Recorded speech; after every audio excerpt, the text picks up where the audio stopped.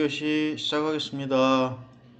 조사 설계에서 저번 시간에 인과관계 추론 조건에 대해서 우리가 봤습니다. 첫 번째 뭐가 필요했어요? 원인보다 결과가 앞서면 안 된다. 시간적 우선성이 있습니다. 그리고 두 번째로는 상관관계가 있다. 독립변수가 변하는 것에 따라서 정말로 종속변수가 변하는가. 독립변수는 변하는데 종속변수는 안 변해. 그럼 이건 상관관계가 없어요. 그럼 이거는 논문이 될 수가 없습니다. 상관관계가 있어야 됩니다. 그리고 제3의 변수 통제가 있었고, 다음에는 이제 제 조사 설계 타당도에 대해서 보도록 하겠습니다. 타당도라는 건 뭐예요? 여러분들 얘기하다가도 평상시 얘기하다가도 그래 네 말이 타당해 안 해? 뭐 이런 얘기 많이 하고 있죠. 네 말이 맞아 안 맞아? 네 말이 근거가 있어 없어? 그런 식으로 이렇게 평상시 얘기들 많이 하잖아요. 그런 타당도입니다. 그래서 조사 설계의 타당도. 타당도는 우리가 조사 설계의 목적은 연구자가 설정한 가설이 옳다는 것을 관찰된 경험적 상관관계로 타당하게 보여주는 것이죠. 그래서 특정 조사 설계가 자신이 제시한 가설을 증명하는 데 있어서 어느 정도의 확신을 줄 수 있는가 하는 판단의 기준이 되는 게 뭡니까? 이 타당도라고 볼 수가 있겠습니다. 여기 보시면은 타당도가 어떤 특정 도구가 측정하려고 의도한 것을 실제로 측정하는 정도를 의미하는 것이라면, 조사 설계에서의 타당도는 변수 간의 관계에서 그 인과적 관계를 입증하는 데 따른 확신과 판단의 기준을 나타내는 타당도의 의미를 가진다. 이렇게 볼 수가 있겠습니다. 두 가지가 있는데 바로 내적 타당도, 외적 타당도, 이렇게 두 가지 개념을 가지고 나누고 있습니다. 조사 설계의 타당도를 높이기 위해서, 이 수치를 높이기 위해서는 조사 설계의 모든 과정에 인과적 추론을 왜곡하는 요인들을 배제, 삭제, 아주 없애버려야 하면서 외제 변수들의 영향력이 통제가 되고 일반화 정도를 높이는 것이 필요하다고 할 수가 있겠습니다. 일반화라는 건 뭐예요? 객관화시키는 거죠. 그래서 처음에 이제 내적 타당도가 나오는데, 내적 타당도라는 것은 무엇이냐? 연구 설계 및 분석 과정에서 추정된 원인과 결과, 인과관계죠. 여기에 대하여 한 변수가 다른 변수의 원인인지 아닌지를, 즉 인과적 추론이 어느 정도 정확했는지를 말하는 것이라고 할 수가 있겠습니다. 내적 타당도는 측정된 종속 변수의 변화가 독립 변수로 인해서 나타난 것이라고 얼마나 확신하는가, 이거를 뜻하는 것입니다. 측정된 종속 변수, 그러니까 뒤에 있는 변수가 과연 이게 독립 변수로 말미암아 이런 상관관계가 있는 것으로 됐냐 안 됐냐, 얼마나 확실한가, 그 타당도의 수치라든지 이게 나타나는 것을 내적 타당도라고 볼 수가 있겠고, 인과성 확인을 위해서 필요한 이런 기준들이 충족되지 않는 경우에 따라서 연구 설계의 내적 타당성은 약한 것으로 말할 수가 있을 수밖에 없죠. 여기서 이제 우리가 내적 타당성을 따져볼 때 공변성, 즉 상관관계라고 했죠. 앞 시간에, 첫 번째 시간에. 그리고 시간적 우선성. 먼저 결과가 나타날 수는 없고 원인이 있고 결과가 있다. 그래서 시간적 우선성과 함께 대안적 설명들에 대한 통제가 가능한지에 달려 있습니다. 그래서 인과성 확인을 위해서 필요한 이런 기준들이 충족되지 않는 정도에 따라 연구 설계의 내적 타당성은 약한 것으로 말할 수 있습니다. 여기서 내적 타당성이 높은 연구 설계를 갖추려면은 어떤 요인이 배제가 되어야 되나 하면은, 그러니까 방해되는 요소가, 타당도를 저해시키는 요소가 어떤 게 있냐 하면은 그것을 배제를 해야 됩니다. 즉 먼저 인과성 저해 요인, 첫 번째로 우연한 사건입니다. 자, 우연한 사건은 조사 연구의 과정에서 외부적인 어떤 사건들이 발생하여 연구 결과에 영향을 미칠 수 있습니다.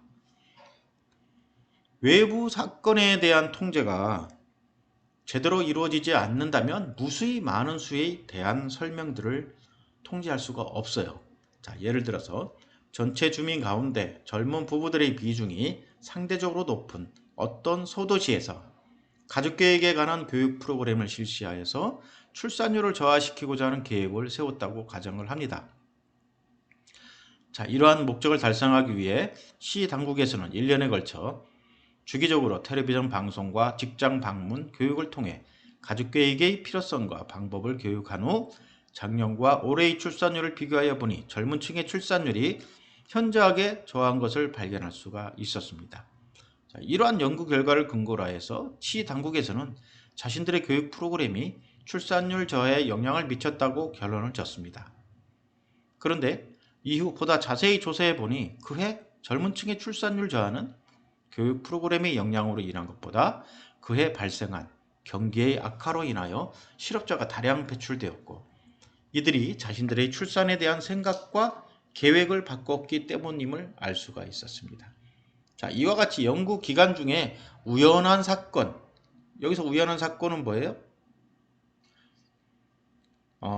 경기 악화죠. 경기 악화가 우연한 사건이 돼서 실업자가 다량으로 배출되었고 그래서 자신들이 아이들을 실업자가 다량 배출하다 보니까 생활이 힘들어서 아이들을 안 낳게 됐다.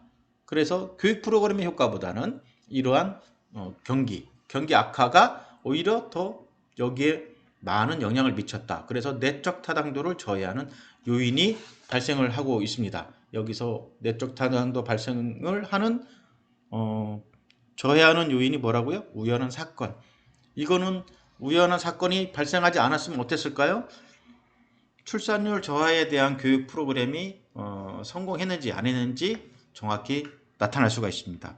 그런데 경기 악화라는 그 우연한 사건으로 말미암아 그 교육 프로그램으로 말미암아 출산율이 저하가 됐는지 안 됐는지 나타나고 수치로 나올 수 있는 없다고 이렇게 결론을 지을 수는 없습니다.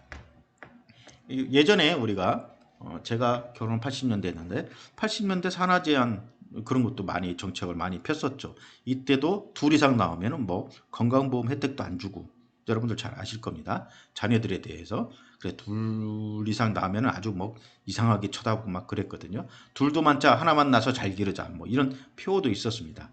근데 그게 결과적으로 지금 이 시기에 3, 40년 지나는 이 시기에는 출산율 저하 너무나 심각한 이러한 역효과를 나타내고 있습니다. 그만큼 자녀들이 없으면은 우리나라가 이끌어 나가는데 큰 지장을 받는 오히려 이래 안 좋은 그러한 교육도 우리가 받은 기억이 있네요. 자, 그래서 내적 타당도를 높이는 인과성 저해 요인 중에 한 번이 첫 번째가 뭐냐? 우연한 사건. 다음에 두 번째는 성숙이 있습니다. 자, 성숙은 뭐냐? 인간은 고정된 상태로 있지 않으면서 시간이 지나면 자연적으로 어떻게 해요? 커지는 느낌, 성숙하는 측면이 있죠. 특히 조사 대상이 성장기에 있는 경우에는 조사 연구 기간 동안 조사 대상 자체가 실험 조치와는 무관하게 어떻게 합니까? 꼬맹이로 있다가 이게 점점 기간이 지나다 보면은 조사기 연구 기간 동안 몇 달이 지나고 난 다음에도 더 클 수 있고 또 한 1년이 지나면 더 커지고 이렇게 해서 아주 아이들이 실험 조치 우리가 실험을 의도하지는 않았지만 그 크는 거에 대해서 우리가 실험을 한 건 아니지만은 스스로 성장하는 그러한 것을 성숙이라고 한다. 그래서 이와 같이 성숙이란 단순히 시간이 경과에 의하여 실험 조치와는 관계없이 실험 대상 자체에서 일어나는 변화 혹은 그 과정을 의미하고 있습니다. 예를 들어서 어떤 연구자가 초등학교 6학년 학급을 선택하여서 주기적인 운동이 학생들의 신체 발달에 효과가 있는지의 여부를 검증하고자 한다고 가정해 보면은 학생들을 대상으로 자신이 개발한 운동 프로그램을 6개월 동안 실시한 후 프로그램 실시 이전과 이후의 시점을 기존으로 학생들의 신체와 체력을 비교해 봤더니 상당한 정도의 신체 성장과 체력 향상이 있었습니다. 이게 의도한 것일까요? 시간이 흘러서 얘들이 성숙한 거죠. 자, 이러한 결과에 근거해서 연구자는 주기적인 운동과 신체 발달 사이의 관계에 대한 자신의 실험 가설이 타당하였다고 결론 쳤습니다. 근데 합당하지가 않겠죠. 그런데 이 경우 연구자는 자신의 조사 설계에서 뭐가 빠졌을까요?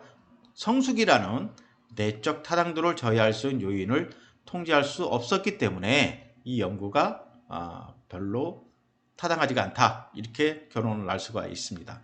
자, 이러한 조사 설계의 구조로서는 학생들의 신체와 체력의 증가가 실제로 프로그램의 영향에 의한 것인지 아니면 시간의 경과에 따라 성장기에 있는 학생들의 자연스러운 성숙의 결과인지를 확신 있게 구별할 수 없기 때문에 하나의 저해 요인이 될 수 있다. 인과성의 성숙.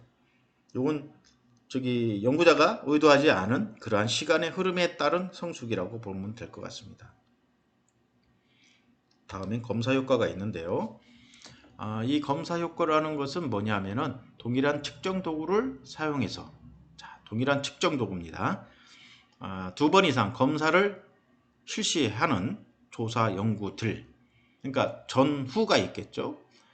이 프로그램을 실시했을 때 프로그램 실시 전, 그 다음에 후, 요런 걸 2번을 실시합니다. 근데 똑같은 측정 도구를 할 거 아니에요. 그런데 거기에서 나타나는 여러 가지 조사 연구들, 즉 실험 조치 이전의 사전 검사와 실험 조치 이후의 사후 검사를 비교하여 그 차이를 가지고 연구자의 실험 조치가 연구 대상에 영향이 있는지의 여부를 판단하는 조사 설계들에서 많이 발견이 되고 있습니다. 이거는 어떻게 보면은 먼저 선행 학습이라고 볼 수가 있겠습니다. 그래서 검사 효과, 이것도 하나의 인과성 저해 요인이 될 수가 있는데, 프로그램 개입으로 인한 효과를 알기 위해서 사전 사후 검사를 실시하죠. 그런데 동일한 검사를 2번 실시하면 사람들이 검사 자체를 벌써 기억하고 반응해서 그에 따른 영향을 받게 됩니다. 아무래도 그러겠죠. 한번 봤는데, 예전에 실험 조치 전에 한번 이 문제를 풀어봤어요. 테스트를 해봤는데 나중에 실험 조치 이후에도 똑같은 테스트를 해요. 그러면은 아무래도 실험 조치를 해서 나타난 효과인지 아니면은 미리 선행적으로 한번 해봤던 효과인지, 이런 2가지의 경우를 알 수가 있어요. 그래서 어떤 거에 영향을 받았는지 알 수가 없잖아요. 이 검사 효과라고 합니다. 전후 차이를 비교해서 개입의 효과를 알고 싶은데 실상은 중복 검사에 따른 기억 효과에 불과하다. 이렇게 대립 설명이 가능해집니다. 그렇기 때문에 이거는 타당하지가 않다. 이렇게 나올 수도 있어요. 자, 예를 들어서 지능지수 향상을 목적으로 한 프로그램이 실시되었다고 하면은 프로그램의 효과성을 과시하기 위해 단일 집단 사전 사후 검사 디자인을 선택했습니다. 자, 프로그램 시행 전에 IQ 검사가 실시가 되었어요. 그래서 2개월간에 걸친 이제 프로그램이 종료된 후에 똑같은 IQ 검사를 다시 실시했습니다. 그래서 실시 전의 검사 점수에 비해 실시 후의 검사 점수가 훨씬 높아졌어요. 교육도 통했겠죠. 이 경우에 점수의 향상이 무엇을 의미한다고 보겠습니까? IQ가 그만큼 향상되었을까요? 아니면 과연 얼마만큼의 순수한 프로그램의 효과일까요? 이렇게 구분해내기가 어렵습니다. 왜냐하면 IQ 검사를 전에 한번 해봤기 때문에 그게 사전 효과가 있다. 기억 효과가 있기 때문에 IQ 다음 조치 후에 IQ 검사를 했더니 높아졌다. 근데 IQ가 그렇게 갑자기 팍팍 높아지거나 그런 건 없죠. 그런데 높아졌습니다. 그래서 연구 디자인이 내적 타당성을 높이려면은 테스트 효과도 여기에서 적절히 통제할 수 있어야 됩니다. 검사 효과도 적절히 통제가 들어가야 된다. 이렇게 얘기를 하고 싶고요. 다음에 도구 효과입니다. 자, 테스트 효과가 동일한 검사 도구를 중복 실시할 경우에 나타나는 문제라면은 도구 효과는 전후에 검사 도구를 각기 달리했을 때 발생할 수 있는 문제라고 볼 수가 있겠습니다. 즉 검사에 의한 내적 타당도 저해 요인을 제거하기 위하여 사전 검사와 사후 검사에 각각 다른 검사 도구를 사용하였다고 가정해 보면은 이 2 검사 도구 사이에 상당한 정도의 난이도 차이가 있을 경우에 이들을 사용하여 얻어진 사전 사후 검사의 차이는 실험 조치의 결과로 유일한 것이 아니라 단순히 일관성이 없는 도구의 사용으로 인한 일종의 측정상의 오류에 불과할 것이다. 이렇게 얘기할 수 있겠습니다. 뭐 어차피 정확한 데이터를 나타내게 하려면 사전이나 사후나 같은 측정 도구로 해야 되겠죠. 그런데 뭐 여기 사전에는 이 도구를 쓰고 사후에는 이 도구를 썼다. 이거 어디 기준을 맞춰야 되겠죠? 이거는 인과성에 전혀 상관이 없어요. 그래서 이것도 인과성 저해 요인에 속한다. 이렇게 볼 수가 있겠습니다. 간략히 말하게 된다면은 펜으로 할게요. 전후의 검사 도구를 달리 발생했을 때 발생하는 문제. 이건 도구 효과. 이렇게 보시면 될 것 같습니다. 다음에는 이제 통계적 회귀가 있습니다.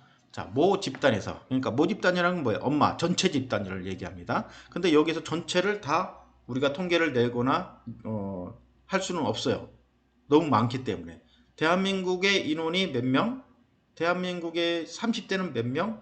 30대 전부 다 전수조사를 할 수 있을까요? 네, 없습니다. 네, 그래서 전체 30대면 30대라는 그 전체 요거를 이제 모집단이라고 하고 이제 여기서 몇 명을 뽑아내겠죠. 자, 이 모집단에서 표본 추출하거나 혹은 실험 집단을 구성할 때 종속 변수를 기준으로 너무 낮은 점수나 또 너무 높은 점수를 보이는 극단적인 집단을 연구의 대상으로 선정할 경우에 이들 집단들은 실험 처치의 효과 여부와는 무관하게 시간이 지날수록 점점 전체 모집단의 평균값으로 수렴하는 경향을 보일 수밖에 없습니다. 자, 이건 어떤 얘기냐면은 한 집단이 있는데 그 표본 추출을 하는데 기준이 아주 최상하고 최하 뭐 이렇게 극단적으로 이제 연구 대상을 하게 된다면 안 되겠죠. 그 평균값으로 해야 됩니다. 평균값. 그래서 평균은 우리나라도 오디션 프로그램 같은 거 할 때 제일 높은 점수하고 제일 낮은 점수는 빼고 중간 점수를 평균을 해서 하는 그런 것 TV나 이런 데 보면 그런 게 나오죠. 특성을 가진 연구 대상이 시간의 경과에 따라서 자연스럽게 이제 평균값으로 수렴하는 현상을 통계적 회귀 이렇게라고 하는데 이러한 현상 역시 조사 설계의 내적 타당도를 저해하는 대표적인 요인이라고 할 수가 있겠습니다. 평균값으로 한다면 내적 타당도의 저해 요인은 아닌데 너무 극단적인 그러한 수치를 도입하는 것은 내적 타당도를 저해하는 요인이다. 예를 들어서 한 집단에 대해 자존중간 검사를 실시했습니다. 그 결과 평균치보다 지나치게 점수가 낮다. 또 극단적인 점수를 받은 사람들을 대상으로 자존중감 향상을 위한 프로그램을 실시했습니다. 지나치게 낮은 사람을 대상으로. 자, 프로그램의 종료 후에 다시 자존중감 검사를 한 결과 사람들의 자존중감 평균 점수가 이전보다 높아진 거로 나타났습니다. 자, 그러면 사람들은 프로그램 때문에 자존중감이 높아진 거라고 말할 수 있겠습니까? 사전검사의 과정에서 우연히 평균치보다 지나치게 낮은 점수를 받은 사람들은 다음 검사에서는 자연스럽게 어떻게 해요? 평균치로 가겠죠. 그 프로그램을 안 했다 하더라도 당연히 프로그램으로 평균치로 갈 수밖에 없습니다. 아주 극단적인 소수 외에는 이래서 자연스럽게 평균치에 가까운 점수를 얻기가 쉽습니다. 자, 이 경우에 프로그램의 개입 여부에 관계없이 사전, 사후의 검사 점수에서 차이가 나타나게 되는 겁니다. 그래서 통계적 회귀의 성향은 프로그램 개입의 효과와 관련한 인과관계 설명을 흐리게 할 수밖에 없습니다. 프로그램 효과가 있어서 그렇게 되는 건지 자연스럽게 그렇게 되는 건지 그런 인과관계의 설명을 흐리게 할 수 있다.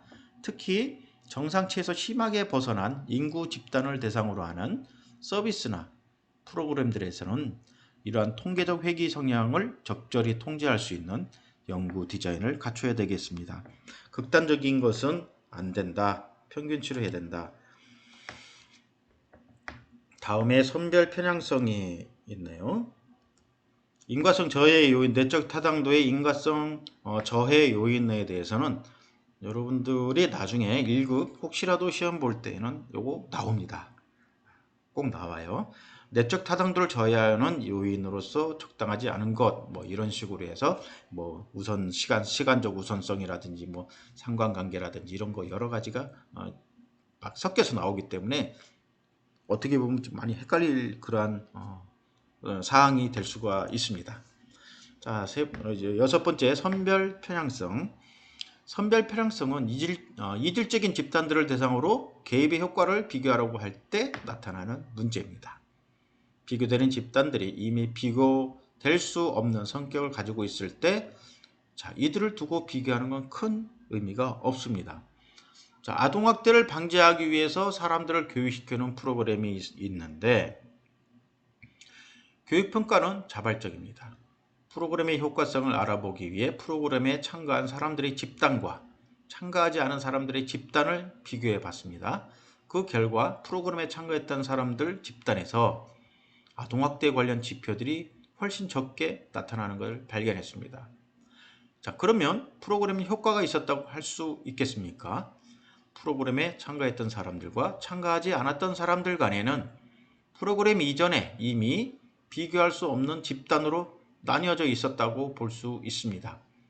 일반적으로 자발적으로 참여한 실험 집단은 비자발적인 비교 집단에 비하여 실험 결과에 직접적인 영향을 줄 수 있는 동기부여와 노력, 의지 등의 측면에서 비교 집단과 일정 정도 구별될 수밖에 없기 때문입니다. 따라서 이제 프로그램의 실시에 의한 것인지 실험 대상의 선택에 의한 결과인지를 명확하게 구분할 수가 없습니다.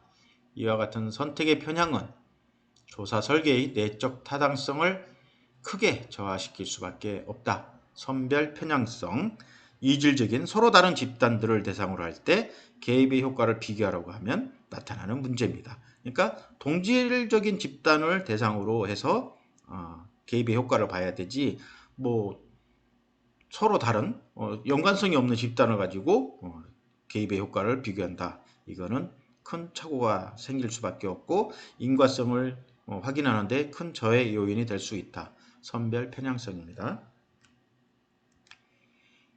자, 인과성 저해 요인 중에서 일곱 번째로 실험 대상자의 상실이 있네요. 실험 대상자의 상실은 여러 가지 이유로 실험 도구에 이제 그만두는 경우가 생기는 거죠. 그래서 사전과 사후를 비교할 수 하는 것이 어려워지는 것입니다. 당연히 그러겠습니다. 처음에 사전에는 이렇게 설문조사하고 다 프로그램 다 했는데 사후에 보니까 돌아가시고 없네. 어떻게 해요? 상실됐죠? 이거는 아무 효과가 없는 거죠. 사전 집단과 중도 탈락하고 남은 사후 집단은 이미 성격이 다른 두 집단이 되어 있을 가능성이 큽니다. 실험에서 중도 탈락하는 사람들은 나름대로의 특성을 가지고 있을 것이고 그것이 어떤 형태로든 사전과 사후 검사의 점수 차이에 영향을 미칠 것이라는 대립 설명이 될 수 있습니다. 한 가지 예를 들어보면은 20명의 가출 소녀들을 대상으로 집단 상담을 실시하는 프로그램이 있습니다. 자, 이 프로그램의 효과성을 알아보기 위해 프로그램 실시 전과 후에 자아전중간 검사를 실시하여서 비교해보는 디자인을 세웠습니다. 그런데 프로그램 진행 도중에 10명가량의 소녀들은 부모들이 찾아서 집으로 데려갔습니다. 그리고 부모가 찾아오지 않은 나머지 10명이 끝까지 남아서 프로그램을 마쳤습니다. 그런데 사전검사와 사후검사의 평균 점수 차이가 특이하게 나왔어요. 프로그램 실시 전에 비해서 실시 후에 오히려 자아전중감 점수가 낮게 나온 것입니다. 그러면 프로그램이 아이들에게 오히려 해가 된 건가요? 실험에 잔류한 사람들과 사람들의 특성을 적절하게 선별해내는 방법이 없다 하면은 이것도 내적 타당도를 저해시키는 하나의 요인이라고 볼 수가 있겠습니다. 어떤 조사 설계가 무작위 할당 방법을 통해서 전적으로 동일한 속성을 가진 실험 집단과 통제 집단을 구성했다 할지라도 연구 기간 중 발생한 조사 대상의 탈락으로 인하여 집단 간의 동일성을 잃는 경우 실험 조치의 내적 타당도는 현저하게 약화될 것이다. 그래서 내적 타당도가 타당하지 않는 그러한 저해 요인 7가지 봤습니다. 첫 번째 뭐라고 했습니까? 우연한 사건. 그 다음에 두 번째는 성숙. 자연스럽게 시간의 흐름에 따라서 커지는 거. 그게 성숙입니다. 그거를 고려하지 않고 내가 교육에 효과가 있어서 체력이 많이 좋아졌구나. 이렇게 생각하는 거는 뭔가 좀 타당도의 저해가 되는 그러한 요인이다. 그리고 검사 효과입니다. 검사 효과. 똑같은 검사를 사전하고 사후 했을 때 벌써 기억 효과가 있기 때문에 사전에 한번 했기 때문에 IQ 검사 같은 경우에도 나중에 하는 거는 분명히 높아집니다. 한번 한번 해봤기 때문에 그런 검사 효과가 있고 또 도구 효과가 있습니다. 도구 효과는 검사 도구를 각기 달리 했을 때 나타나는 그러한 효과인데 이것도 타당성의 저하의 요인이죠.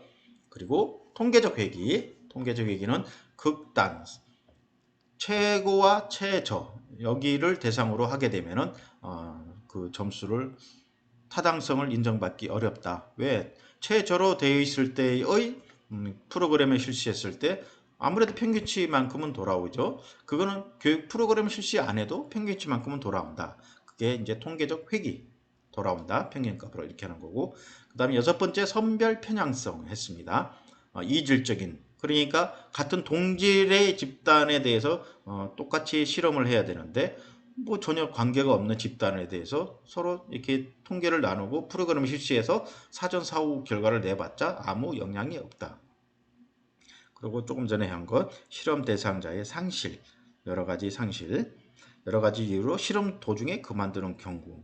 그렇게 되다 보면 사전과 사후를 비교하기가 어려운 그러한 문제가 발생할 수 있습니다.